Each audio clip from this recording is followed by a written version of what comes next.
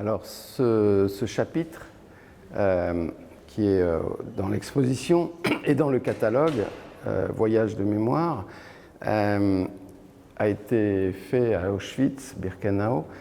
Je ne voulais pas spécialement aller à Auschwitz. J'avais le sentiment que je n'avais pas besoin d'y aller. Je connaissais l'histoire. Pour moi, c'était un peu fait pour les autres ou pour les lycées. Mais finalement, le hasard a fait que j'y étais accompagné par un survivant qui était là pour transmettre son expérience à des jeunes du lycée. Et c'était passionnant parce qu'il nous racontait vraiment son expérience.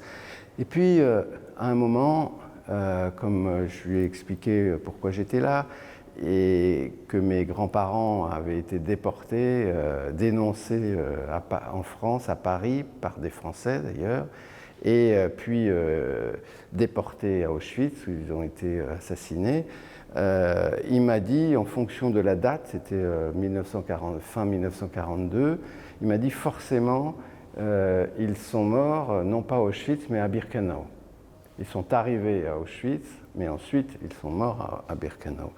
Pour moi, c'est important parce que mon père, qui nous racontait quasiment rien du passé, nous avait quand même dit que ses parents, donc mes grands-parents, avaient été déportés à Auschwitz, toujours.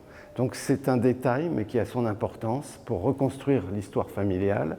Et ce survivant m'a amené à un endroit, qui est celui-là qu'on voit sur la photo, qui est les vestiges, en fait, d'une chambre à gaz, détruite par les nazis avant d'évacuer le camp. Et il m'a dit, tes grands-parents ont sans doute été exterminés là ou à côté. Mais pour moi, symboliquement, c'était une façon de mettre une image manquante, ce que j'appelle les images manquantes, une image manquante sur un lieu. Et c'est une façon de... pareil, ce sont des éléments qui, bout à bout, m'ont permis de reconstruire l'histoire familiale et finalement de reconstruire mon identité. Parce que sans histoire familiale, sans récit, on ne peut pas se construire une identité. Et moi, je ne suis pas un photographe de rue, comme on dit, street photographer, dans la tradition d'Henri Cartier-Bresson, de Willy Ronis, de gens que je respecte beaucoup, mais je suis, moi, dans le récit. Je raconte des histoires, et pour moi, ce qui importe, c'est à la fois l'image isolée, mais aussi dans son contexte. Et c'est la séquence de ces images qui, pour moi, font la force d'une série et même d'une œuvre, quand on arrive à y mettre une certaine cohérence. Cette image est aussi importante parce que j'ai compris là, à Birkenau et à Auschwitz-Birkenau, pourquoi j'avais passé tant de temps finalement au Chili, en Argentine, au Rwanda, en Bosnie, travaillant sur les disparus.